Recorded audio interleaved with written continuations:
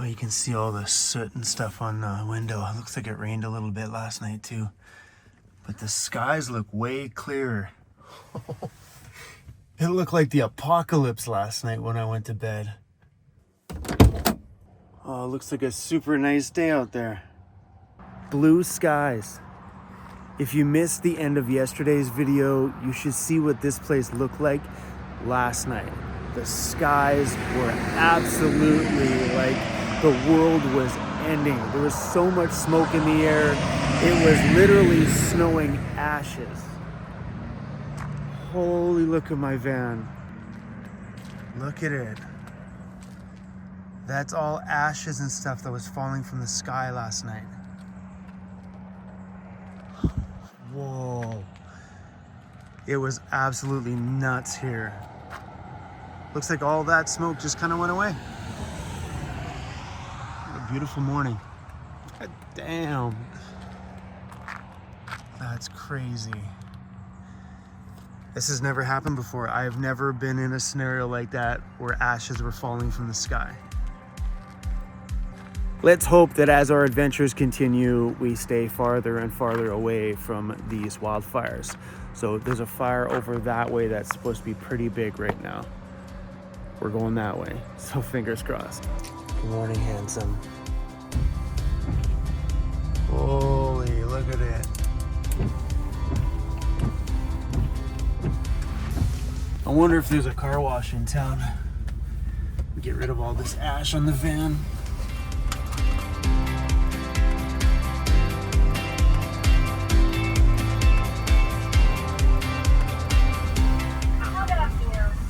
Yeah, can I get a large coffee, 1 cream, 1 sugar? Great. Morning. You get the 2 jams on the side? Yeah, we only have the strawberry. That's all good. Okay. I thought you said an extra butter on the side. I'm like, okay, I like butter, but not that much. Okay. Can I grab my receipt? Sure. I'm gonna make a little pit stop here at the grocery store. Oh, now that the sun is fully out, look how bad that is. You know what's crazy? I don't see this on any other vehicle in this parking lot. It must have just been where I was camped out last night. That's not on any of these. They all look good. It's always funny to see local malls because they're usually empty. There's no businesses open in here. On the hunt for the local car wash. Says that there's a tire shop and car wash just up here. There we go.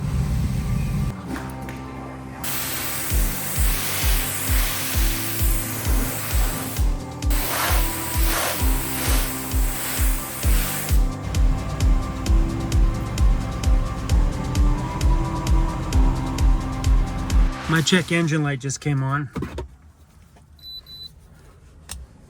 Oh no. System 2 lean. P0171. System 2 lean.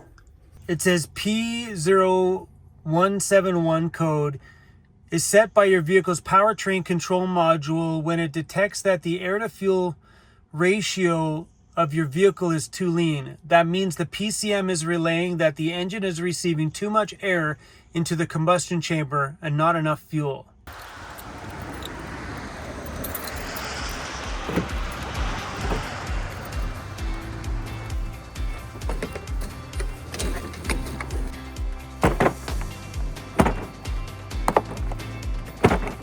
I'm gonna take off the air filter thing here.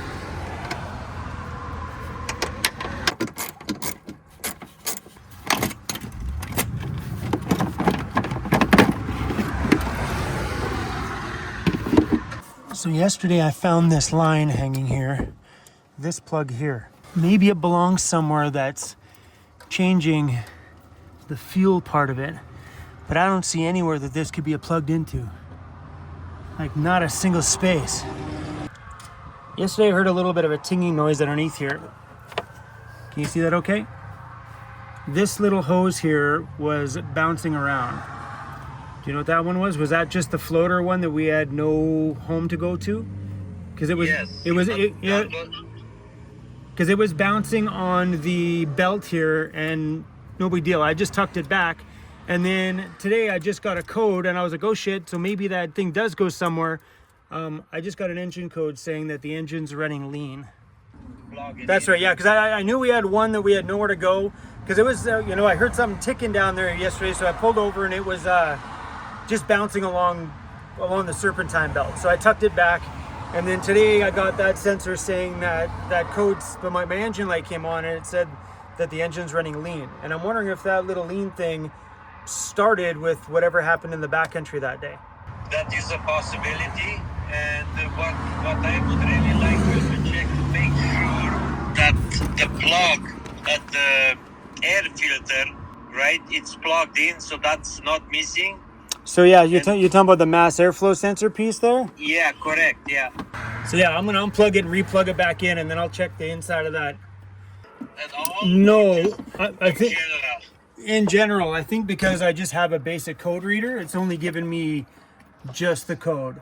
I mean, I can go back in there and take another look, but I don't see it. Yeah, because most of the time when you get the lean, like a lean engine, code and stuff like that, it's always related that, it's either the oxygen sensors are not sending the right signal.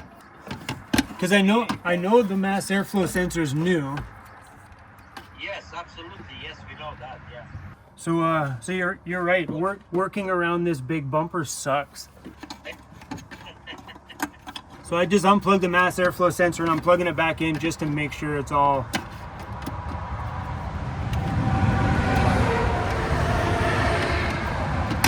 No. Oh, dude, it was like snowing last night from the fire. Just ashes falling like crazy. You are that close to the fire? Well, it was funny because I was in a little town called Houston, BC last night, and I thought it was a storm rolling in, and it just got really black, and then all of a sudden you could smell smoke. I'm like, holy shit! Then after dinner, I could see like ashes falling from the sky, and then it got really bad before I went to bed. I woke up this morning and the whole van was just covered in ash. Like, the only reason why I got into a mechanic last time was because somebody gave up their brake appointment. It's one of my subscribers.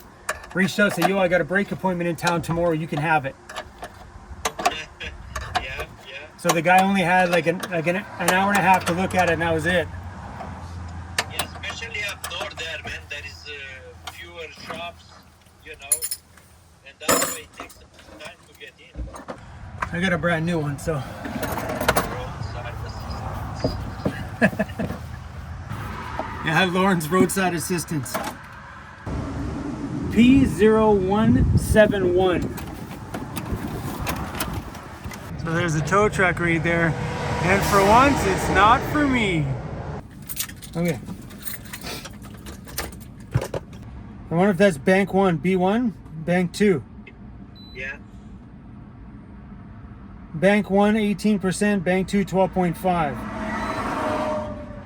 It turned on just as I was leaving that town. Because if it would be a major issue, it would flash that engine light. Yeah. It just recorded a soft code that it's putting a little bit more fuel than it's needed. Yeah. Okay. Okay, man. Bye. Thanks. Take care. So we cleared the code, and we'll see if it comes back. Everything visually looks good. I unplugged the mass airflow sensor and plugged it back in. We have a brand new mass airflow sensor, which is this little long thing that goes up in where the air filter is. But everything looks okay. And that little dangly plug that was hanging there, I instantly thought today, that's why I pulled it apart. I'm like, well, maybe that plug is going somewhere. And Lauren's like, no, that was the rogue plug we had that didn't go anywhere on the 5.4. So we're gonna keep an eye on this. We're gonna drive, and if it comes back on, then we'll take a deeper look into what's going on here. But performance-wise, it feels good.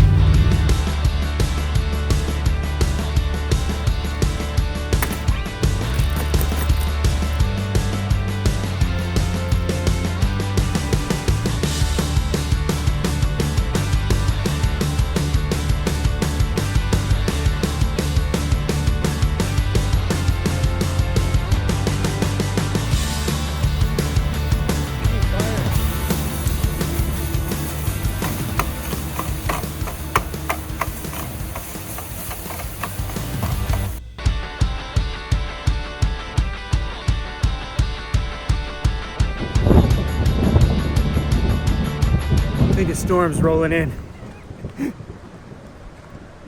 The thunder's been rolling here for a few minutes now, man. I think it's about to downpour on us. Whoa. You hear that?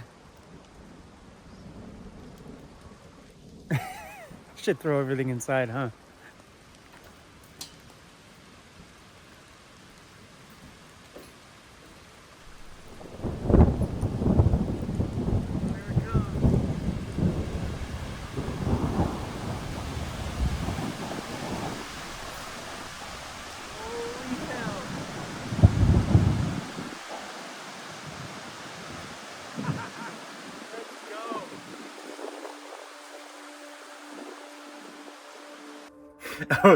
I was just on the phone with a friend of mine, and that rain came in and the rain went out like that.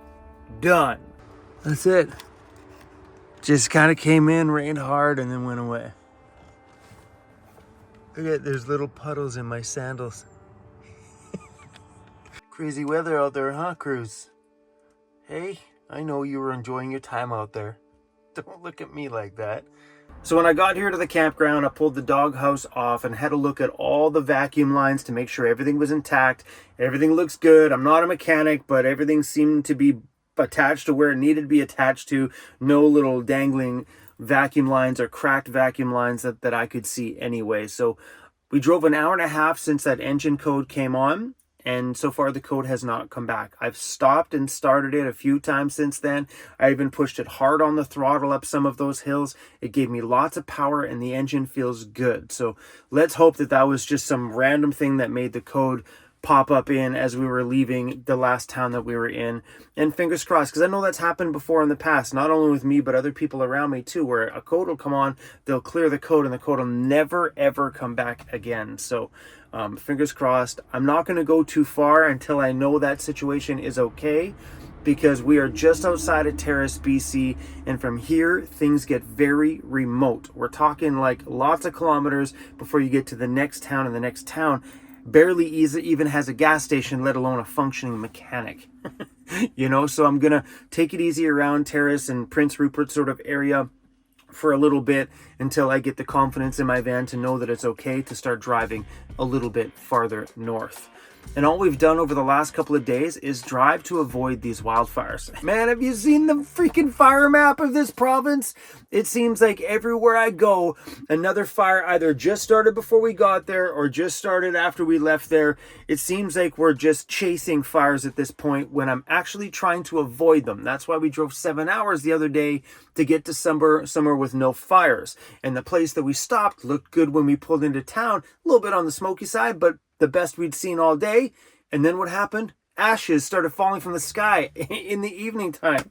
We just can't seem to get a break here. But where I am right now, just outside of Terrace, I think we're just before Kitwanga. I think that's how you pronounce that.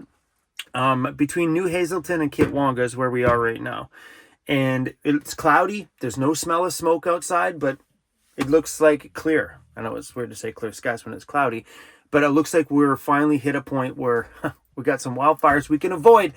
Fingers crossed nothing more gets started out this way, and this leg of the trip is smoke-free. So to everybody in the comments that said that we're chasing these fires just for content, you're a don't. But anyway, guys, I know today's video is super simple, but this is all I've got for you today. I'm going to get an early night's sleep. It's 7 p.m. right now. And we're going to get a jump on tomorrow morning and make our way into Terrace, BC, where my last summer travel season came to a halt. It's where it ended. I get into Terrace and my transmission went on my van last year, and we never had the chance to go any farther north. So fingers crossed that my van's not trying to tell me something like, Chrome, you shouldn't be going north. Maybe that check engine light was my van going, whoa, whoa, whoa. I don't know what the heck's with this area. But anyway, guys, fingers crossed. Stick around to see if we end up making our way up to the north. If not, we're going to enjoy our time around Terrace and maybe catch the boat from Prince Rupert back to Vancouver Island. Because there's a ferry, a 16.5-hour ferry that goes from Prince Rupert all the way through to the top side of Vancouver Island. I'd like to catch that ferry at some point. Maybe we do that on this trip. Maybe when we go all the way up to the north, we come back down this way and catch that boat back. Maybe. All right, y'all. That's all I got. Thanks for listening to me chat. Peace out, guys. See you all in the next one.